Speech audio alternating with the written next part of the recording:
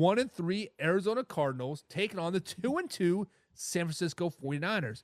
Currently, Mark, the San Francisco 49ers are a 7-point favorite. Give me the three ways that the Arizona Cardinals can win this game versus the 49ers. Okay, so number one, Arizona's pass defense needs to shut down Purdy. He's like playing at an MVP level, and I'm saying that because he's doing it even without Debo and Kittle. He did it like without them in a couple weeks. They have been back, but besides the point, he's been playing really well.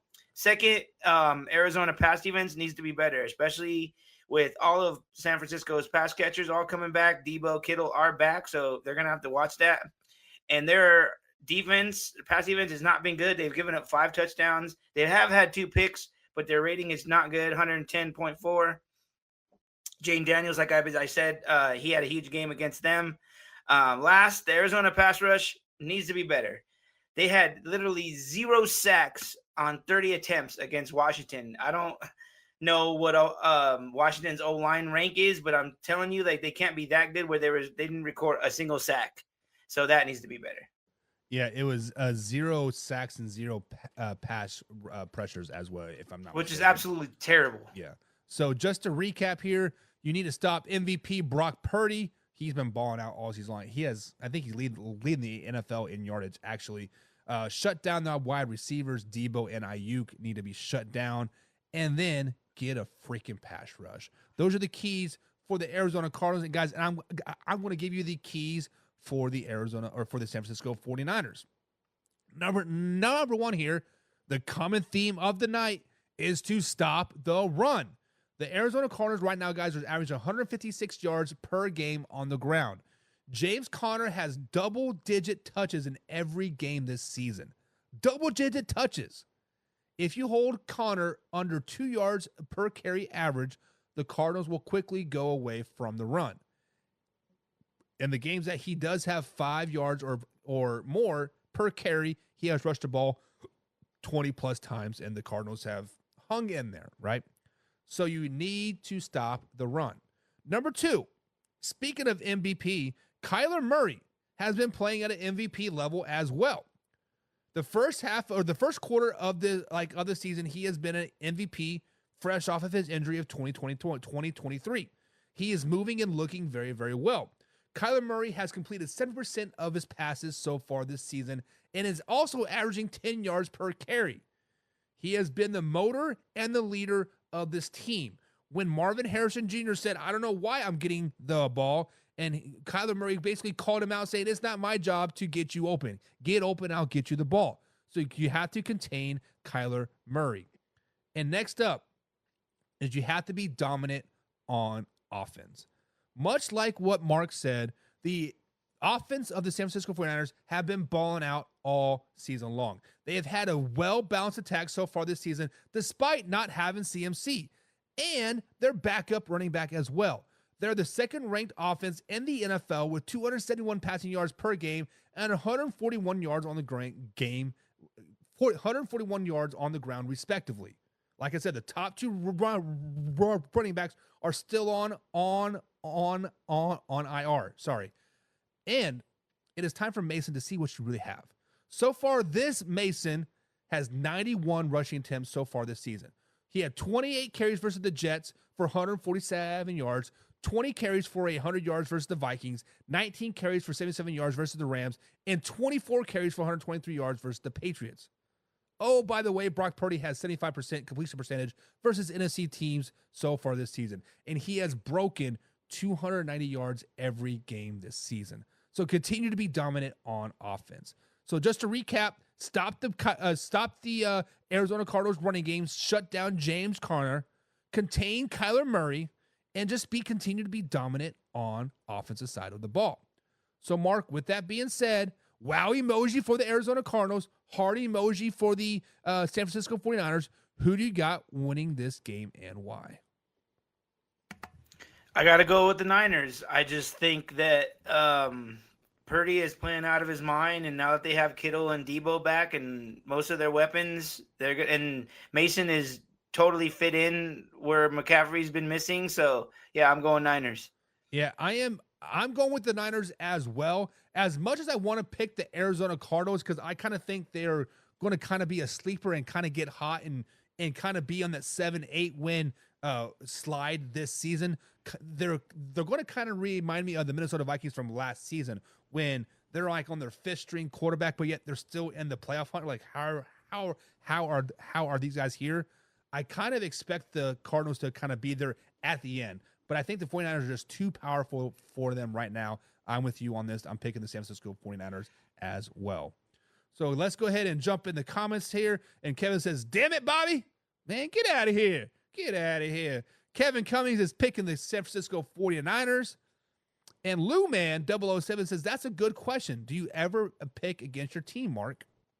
No. He did, not now. like at first he did last week. Mark had the Jets, but I talked him out of it and told him to pick his Broncos. So he does pick against his team. Well, I kind of thought when we were doing that we were just going with who we think is going to win, not who I want to win or who I'm going to pick to win. I'm always going to pick the Broncos. Always. Every time I do a pick 'em, I always pick the Broncos. Even if I know they're going to lose, I always pick them. Yeah. Me as a Chiefs fan, I will root for my team to win every time, but realistically, I know they're not going to win every game. I actually have the Kansas City Chiefs losing to the Carolina Panthers later in the in the year. So I mean, it is what it is. John is taking the Arizona Cardinals in this game with the upset. 7-point favorite for the 49ers and Cardinals, he says. Alpha Rob is picking the 49ers. Lou Man 007 is picking the Cardinals as well. John says Kyler Murray is going to have a day. It would not shock me. It would not shock me. Yeah. Jim says all the hype about CMC has finally crushed the Niners' spirits. And they'll all trip over them high heel spiked shoelaces they wear in San Francisco. For everybody, does McCaffrey come back this year? I don't think he does. Because of the fact that what do we hear during the preseason, right? We are going to cut back CMC's carries and save him for the postseason. He doesn't play week 1, plays a little bit during week 2, maybe. Week 3, he's like, oh, he has a calf strain, but if it was a regular season, he would be playing. Week 1, IR. Week 2, he's in Germany seeing some type of specialist, right? Now he's got Achilles tendonitis in both legs. Yeah. And I don't know how you fix that. Do you have to tear them to get it fixed? I don't know what that means, but I don't think we see CMC at all this season. And Madden curse? Truth be told, CMC's career might be over, to be honest. I mean, I'm not going to go that far, but I think it's a Madden curse. Yeah, I mean, the Madden curse is a real thing. Casey Morgan's in the chat, fresh off work. He says, what's good? What's good, Casey? What's good? What's good? He's a pigskin pundit as well. Thank you for all your support, Casey, as well. If you guys want to be like Casey, Jim, and John, click on the link below. Become pigskin pundits. You get free merch, behind-the-scenes footage, stream to any game that you want. Bada bing, bada boom. Just become a pigskin pundit. It is fun. Kevin says, if you keep Murray in the pocket, he won't be able to see the offensive lineman. Very, very true. Very, very true. Kevin also says CMC is supposed to be coming back at some point this season, but it is rumored that this is his last season. The procedure that he done in Europe didn't go well.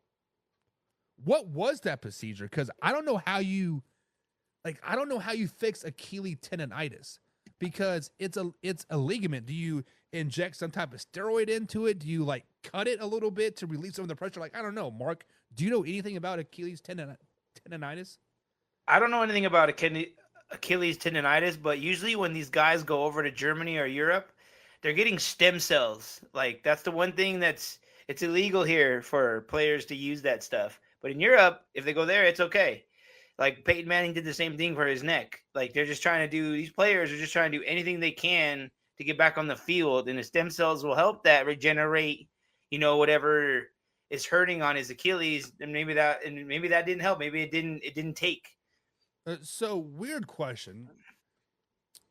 If it's illegal to do that here in America and you go overseas to do it, couldn't they, in theory, suspend you here in the United States for NFL for doing some type of juicing or something I like don't. that? Like, I don't know. There's some loophole that if they don't do it here, they're okay. I guess. I don't know because Peyton so Manning did the same thing. so if I go to Australia and I do steroids during during during the off season, but I come back to like America, like it's like the P test is not like effective. Like I don't, I'm I just don't know. I don't know how it works, but they're allowed to do it because I don't think he would go over there if he was going to risk everything. So obviously the NFL's okay with it. yeah, but obviously no risk, no reward at the end at the end of the day. But guys, 49ers taking on the Cardinals. Wow emoji in the comments below for the Arizona Cardinals. Heart emoji for the San Francisco 49ers. Next up here on our week 5 NFL preview, we have the two